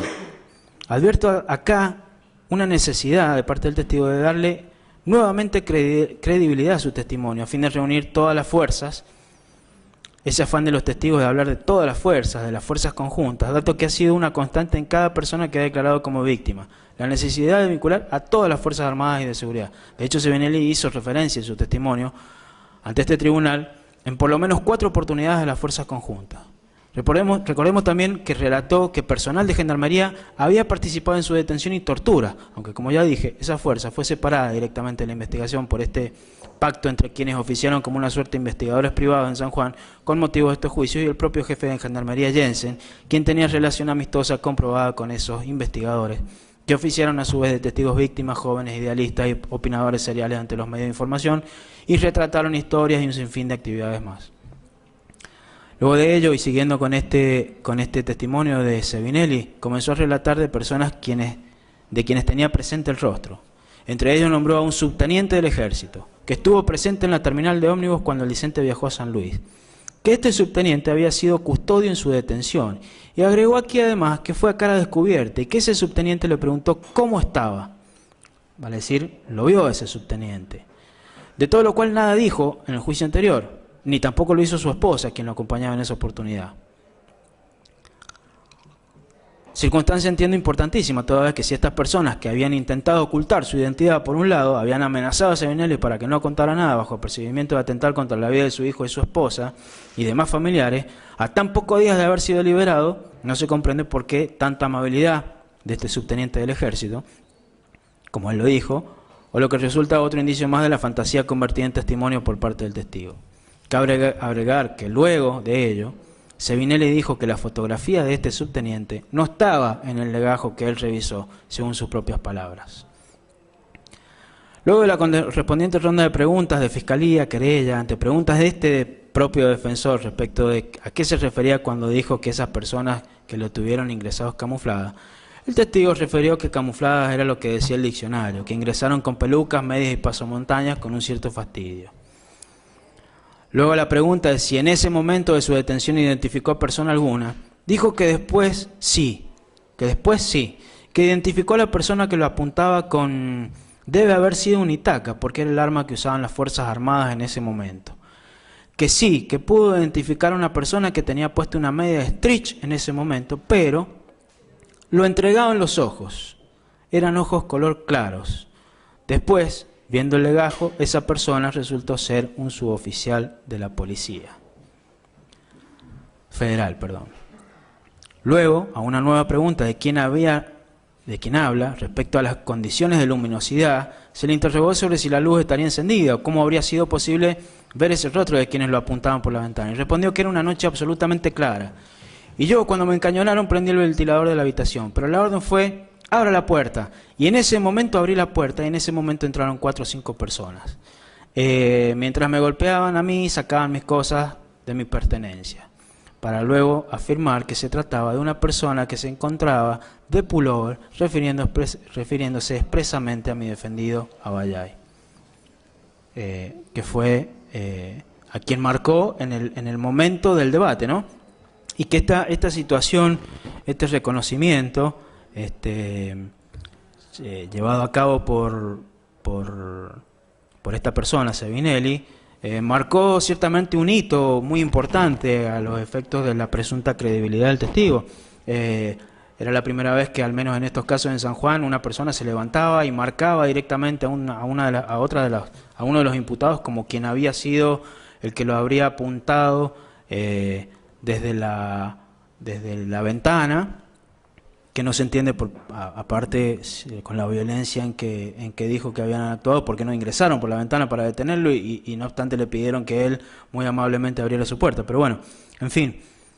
ese hito que marcó, como digo, inclusive ha sido también tenido en cuenta y valorado de esa manera por el Ministerio Público Fiscal. Es decir, hay una persona que identificó a otra ante preguntas de este defensor. Bueno, ese hito tiene una explicación lógica. Ese reconocimiento no es tal. Ese reconocimiento que hace Sevinelli, no me cabe la menor duda que surge de una publicación que se hizo el 14 de marzo del año 2017, varios, o por lo menos 1 o 2 meses antes de que viniera a declarar a juicio Héctor Sevinelli. Esa publicación se llama Colectivo Expresos Políticos y Sobrevivientes de Rosario. El título de la publicación del 14 de marzo del 2017 es San Juan, : risas y caras de preocupación de los represores en la primera jornada del juicio.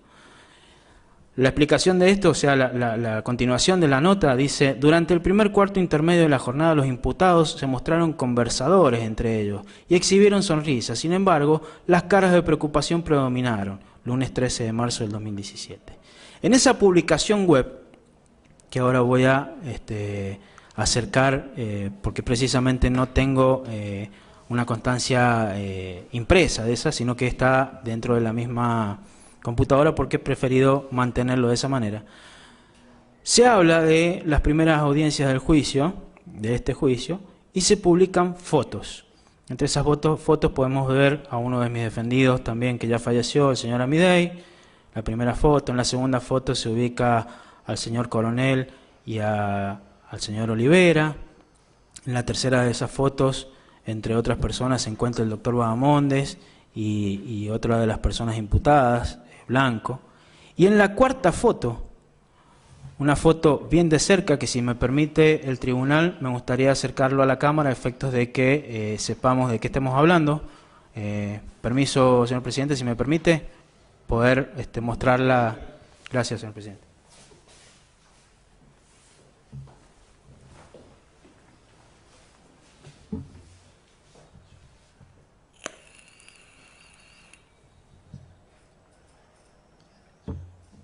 Sí.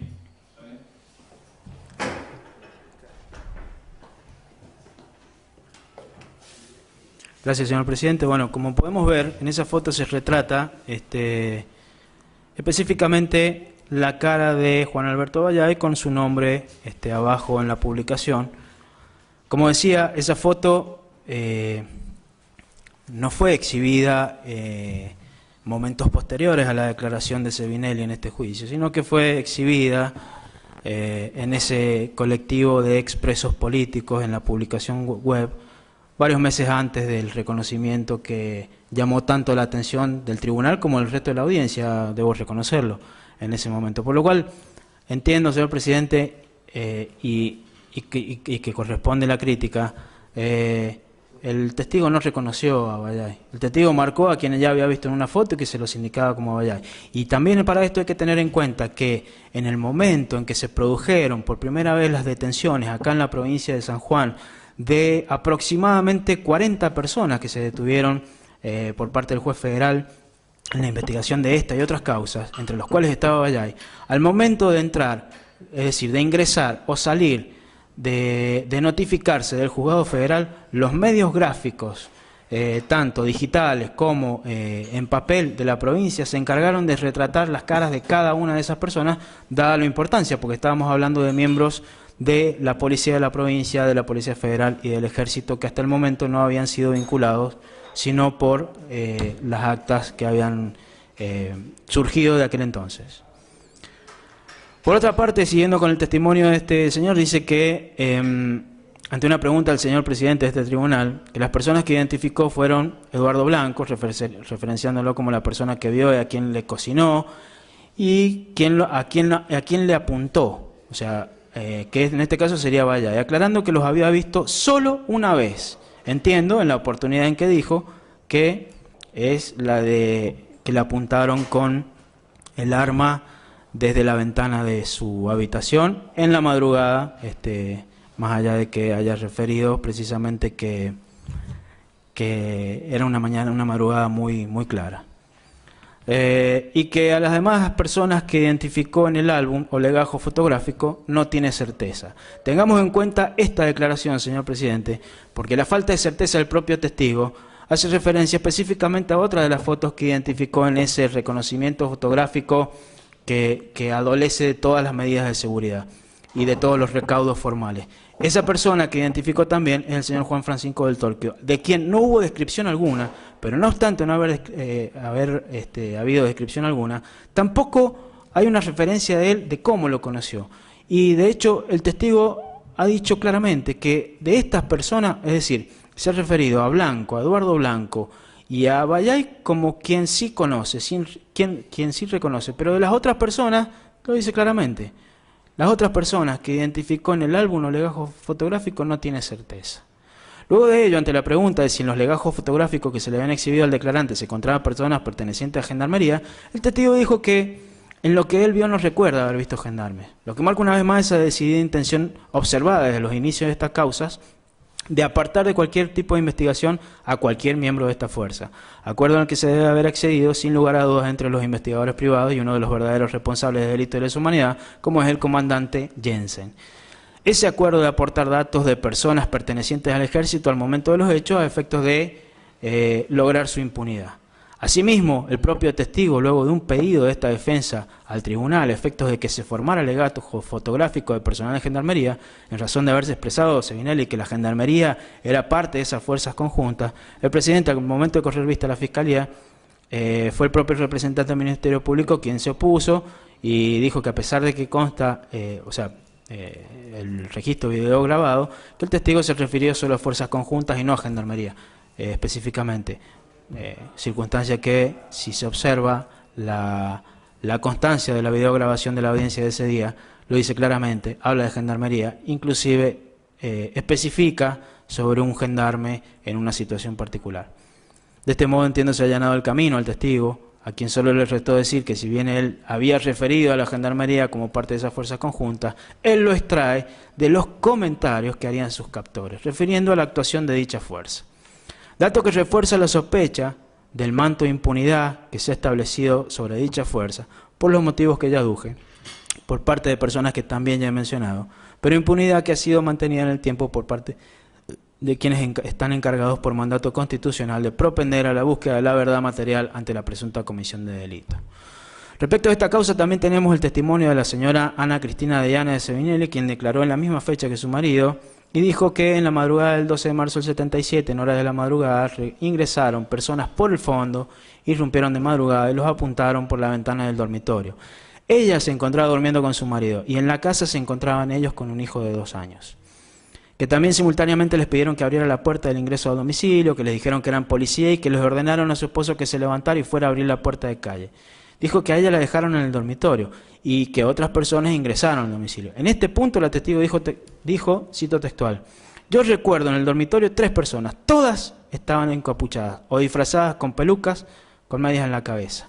Luego de ello la testigo siguió con su relato y dijo que le dijeron que se llevaban a su esposo para hacerle algunas preguntas, ordenándole a ella que no se levantara por lo menos durante 15 minutos. Orden que ella no obedeció, sino que relató que se levantó inmediatamente cuando escuchó arrancar el auto y se asomó por la ventana del estar de su casa. Dijo concretamente que miró por la rendija de la persiana de su casa. Luego de ello, relató también que decidió solicitar entrevistas con funcionarios, porque dijo que en aquel entonces se conocía en San Juan que actuaban fuerzas conjuntas. Volvemos otra vez al mismo concepto. Y así fue como se entrevistó con el jefe del regimiento, que Membiel le dijo, o sea, Membiel refirió, ella dijo Membiel, y con el jefe de la Policía Federal, Nieto, agregando también que ambos le negaron tener conocimiento de lo sucedido. Al momento de ser contrainterrogada por las partes, a pregunta de uno de los querellantes sobre el momento de detención de su marido, si pudo identificar a las personas sobre la pertenencia a alguna fuerza, la testigo fue contundente. No estaban uniformados, tenían ropa de civil y estaban camuflados, con medias, pelucas y agregó otro dato, anteojos.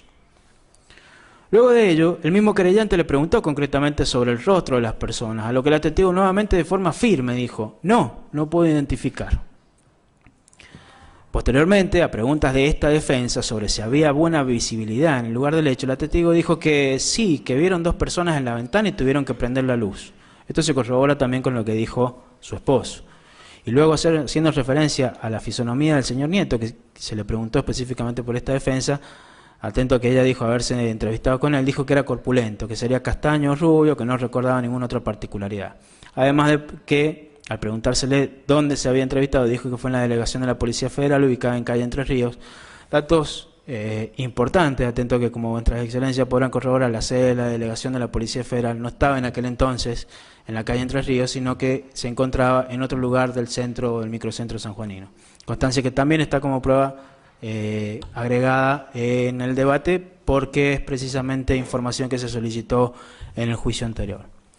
Por último, está testigo ante preguntas de este defensor respecto del camuflaje de las personas que habían irrumpido en su domicilio. Dijo que ella particularmente recuerda medias, pelucas y anteojos, que las medias eran medias finas, de mujer, que ella no obstante debió cubrirse el rostro con la ropa de cama, a lo que agregó que si uno miraba detenidamente quizás podría haber visto algo a través de las medias, pero que ella no reconoció a nadie. Dato de importancia, porque indudablemente la testigo intentó no desacreditar a su marido, quien había declarado momentos anteriores y había dicho reconocer a través de las medias el color de ojos de mi defendido el señor Abayay. Acá, señor presidente, en este punto también debo manifestar de que cuando se hizo referencia en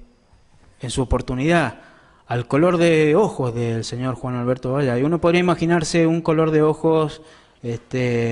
celeste, un color de ojos algo llamativo, es decir,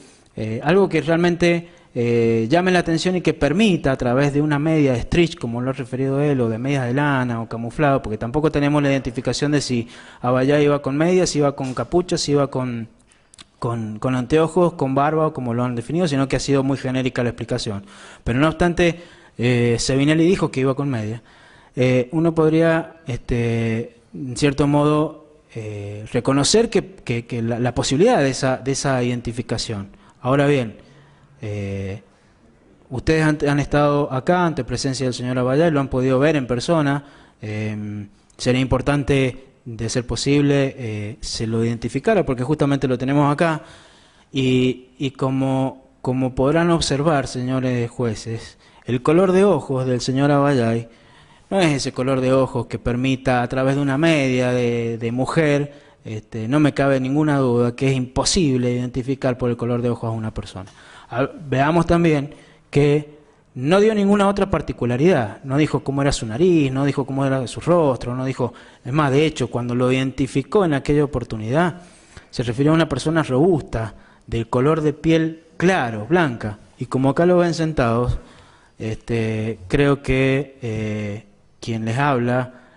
tiene un color de piel un poco más blanco que la descripción que dio Sevinelli de Abayay y que la que tiene efectivamente el señor Abayay. Por cierto que en aquel entonces, y como se podrá extraer de las fotografías que obran como prueba documental, aquellas fotografías que sin tapujos habría marcado y sindicado el señor Sevinelli en su oportunidad, el señor Abayay en aquel entonces no era ni una persona robusta, lo cual se podría llegar a predicar hoy por el paso del tiempo y el exceso de kilos, sino más bien una persona bien delgada,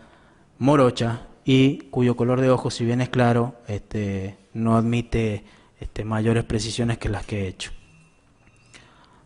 Por todo ello, también, señor presidente, respecto a esta causa, voy a pedir una vez más que sea declarado nulo el reconocimiento fotográfico llevado a cabo por el señor Héctor Sevinelli en la audiencia de juicio en el marco de la causa 1077, en tanto no se han observado en el acto las mínimas garantías de defensa de los imputados. De hecho, en esa audiencia en la que yo estuve ejerciendo la defensa del señor del Torquio, Nieto y otros de los que hoy resultan imputados por otras causas, al momento de llevarse a cabo tal medida judicial se hizo en el mismo horario en que se daba la audiencia, asegurándose así la imposibilidad de asistencia de cualquiera de nosotros, de cualquiera de los defensores que nos encontrábamos en ese momento en esa audiencia. Sumado a ello, no hubo descripción previa de las características físicas de la persona que el testigo pasaría a reconocer en el legajo, ni tampoco se nos aseguró que las fotos no estuvieran de algún modo marcadas o separadas para asegurar la legalidad. En este sentido, la doctrina es contesta en afirmar que la prueba que nos ocupa tiene la característica de ser un acto definitivo y reproductible, tal lo que podemos por citar solo a uno, en honor a la brevedad, lo que dice Caffarata Nores, quien afirma que en virtud de la naturaleza especial que reviste ese medio de prueba derivado del factor psicológico en la persona llamada a reconocer, se advierte de inmediato que se está frente a un acto definitivo e irreproductible, o que una vez efectuada tornará ineficaz una nueva realización, desde la que la imagen incorporada en ese acto viene a interferir en la cadena de evocación espontánea de la persona. Según Caffarata Nores, José, reconocimiento en prueba de personas, Lerner, Córdoba, página 18. De lo dicho se desprende, señores jueces, que la prueba referida es contraria al principio constitucional del debido proceso, por cuanto su producción es ajena a los recaudos de recolección exigidos por nuestro sistema jurídico, constituyéndose en una prueba nula desde su nacimiento, por no observar estos recaudos impuestos por la ley para disminuir la posibilidad de error, asegurar su seriedad, eficacia y garantizar la seguridad, libertad y sinceridad de la identificación, conforme lo sostiene el mismo autor. Por último, debo referir que en la audiencia en que el señor Sevinelli, ante preguntas de esta defensa, indicó que la persona que había reconocido como quien lo apuntó con el arma desde su ventana, quien dijo, a pesar de haber estado con su cara tapada, con una media o camuflada, porque así lo dijo, y que dijo que lo hizo por el inconfundible color de sus ojos. Esa audiencia fue en el mes de abril o mayo del 2017, y como dije, el 14 de marzo del mismo año fue que surgió esta publicación digital en el sitio llamado colectivo Expresos Políticos. A esto podemos agregar además que el inconfundible color de ojos, entre comillas, de Abayay también es un hecho muy puntual y sospechoso, puesto que, como habrán podido ver, ya lo dije, este no tiene un color de ojos de tal naturaleza que permita ser identificado a través de una media mujer. Por otra parte, en cuanto a la descripción que él habría dado de otras personas, no se puede predicar que Abayay sea el custodio de Camus de las constancias que obran en su legajo de salud. Tampoco se ha podido verificar la existencia en su cuerpo de agujeros de balas, a los cuales el testigo se refirió como la cucarda que llevaría aquella persona que se le habría mostrado sin ropa y sin capucha al testigo. Y por último, en esta causa, señor presidente, como vemos en la identificación, como ya dije, de las personas que en el reconocimiento fotográfico, si bien identificó a Daltorquio, no dio ningún tipo de descripción respecto de él, ni en qué lugar lo habría conocido, ni cómo lo habría visto, y es la que consta en la parte de su testimonio donde dice que sobre el resto de las personas no tiene certezas, que sí tiene respecto de esas otras dos personas en las cuales identifica a Abayay y a Blanco. Pero aparte de ello, hay una circunstancia muy particular a la que he hecho brevemente referencia en un principio. En aquel entonces, y yo estimo que tanto acá en la provincia de San Juan como en Buenos Aires, sucedería lo mismo. En aquel entonces, cuando declaró otra persona en el juicio que dijo ser amigo de Sevinelli, esta defensa le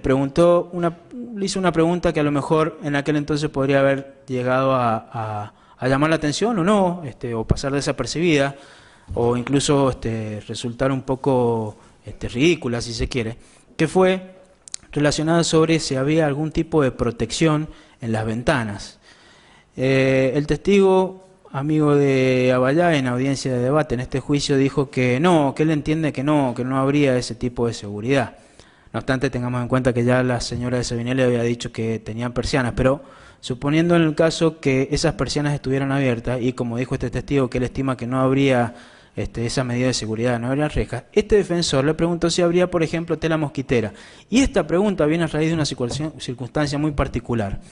Se ha hablado de un procedimiento que fue llevado de manera que se perfeccionó de manera intempestiva, violenta, que ingresaron a su domicilio en forma violenta, que, bueno, todos los pormenores que han dado tanto la señora de Sevinelli como el señor Sevinelli, de los cuales, insisto, no se duda de esta circunstanciación de los hechos que ellos han hecho, porque inclusive hasta con algunos matices son coincidentes. Pero, no obstante, cabe preguntarse, ante esa violencia, ante esa vehemencia que tomaron las fuerzas de seguridad, en el supuesto caso de que así fuera, ¿no? Porque no tenemos otra constancia, solamente obra prueba documental que dice que en determinado momento Sevinelli habría resultado detenido. Pero En ese momento no se explica esta defensa cómo, ante esa violencia, ante esa necesidad de detener a la persona, tan amablemente, con la ventana abierta, de noche, desprotegido absolutamente, se limitaron a apuntarlo por la ventana. Es decir, carece de todo análisis. Se entiende que si las personas iban con la intención de secuestrar, como efectivamente hemos conocido sobre el caso de Sevinelli, que fue secuestrado, que no ha pasado por ninguno de los llamados centros de detención habituales que hemos conocido durante este juicio, si ellas iban con esa intención, ¿por qué lo despertaron? ¿Por qué lo apuntaron? ¿Y por qué le pidieron que tan amablemente abriera la puerta para recién poder ingresar y capturarlo? Es una duda que se me genera, sobre la cual no tengo respuestas concretas o ciertas o verificables, como entiendo tampoco la tendrán ustedes, pero en definitiva viene a marcar la posibilidad de que no lo hayan hecho porque haya habido alguna valla, algún obstáculo que les impidiera ejercer la violencia de esa manera, es decir, adentrarse directamente y capturar a quien buscaban cuando se encontraba durmiendo. Y estimo que, porque así ocurre en la mayoría de las casas de las viviendas de acá de esta provincia, sobre todo en épocas de verano, casi todas las aberturas se dotan de una tela mosquitera. Se hace habitualmente, de hecho se hacía en aquel entonces y hoy actualmente cualquiera que vaya a construir una vivienda y vaya a acudir a la compra de aberturas metálicas, como son más habituales hoy y están un poco, digamos, de moda, el ofrecimiento en cualquier casa es precisamente sobre la posibilidad de adquirir ese tipo de ventanas o ese tipo de aberturas o puertas con una que consta de esa particularidad, es decir, de una tela mosquitera, a efectos de que estos insectos no ingresen al domicilio. Todo esto lo pongo a conocimiento del tribunal y lo pongo a su criterio, señor presidente, en el entendimiento de que jamás el señor Sevinelli podría, en el caso de haber existido este otro obstáculo más, identificar o reconocer principalmente a Juan Alberto Aballay por el color de sus ojos, sin haber dado ninguna descripción física, con lo cual asumo que la necesidad del señor Aballay por encontrar al verdadero responsable de sus suplicios, de sus tormentos y de todo cuanto ha tenido que pasar, que, insisto una vez más, no se discute, no admite esta defensa que se lo discuta, porque de hecho siempre he sido respetuoso de ese tipo de situaciones y tampoco cuento con medidas probatorias que me permitan hacerlo. Estima esta defensa que no ha existido identificación, sino que lo único que ha existido en ese particular acto procesal nulo es la marcación de determinadas personas de distintas fuerzas, obviamente nunca de la Gendarmería, a los fines de que alguien pague por esos tormentos. Por lo cual, señor presidente, excelentísimo tribunal, solicito la absolución lisa y llanamente del señor Juan Alberto Aballay, Juan Francisco Cardoso, Eduardo Daniel Cardoso, por los hechos que tuvieron por víctima al señor Sevinelli, y en su defecto que se contemple seriamente la posibilidad de las dudas que se han planteado respecto de las contradicciones que ya he marcado y de esta particular situación de que quien se encontraba en el mismo momento, al lado de Sevinelli, en la misma oportunidad, bajo las mismas condiciones, no ha podido identificar a nadie. Con ese criterio, señor presidente, que solicito, también se los observa, particularmente observando lo contenido en el artículo 3 del Código Procesal Penal de la provincia de San Juan. Resta a esta defensa hacerlo pertinente con la causa Masitelli, que es la última de las causas, y señor presidente le informo por si quiere que tomemos algún breve receso. Son muy pocas fojas y estimo que, no sé qué hora es, pero estimo que antes del habitual receso del mediodía, esta defensa estaría culminando con los alegatos de la presente causa. Lo pongo a su criterio, señor presidente.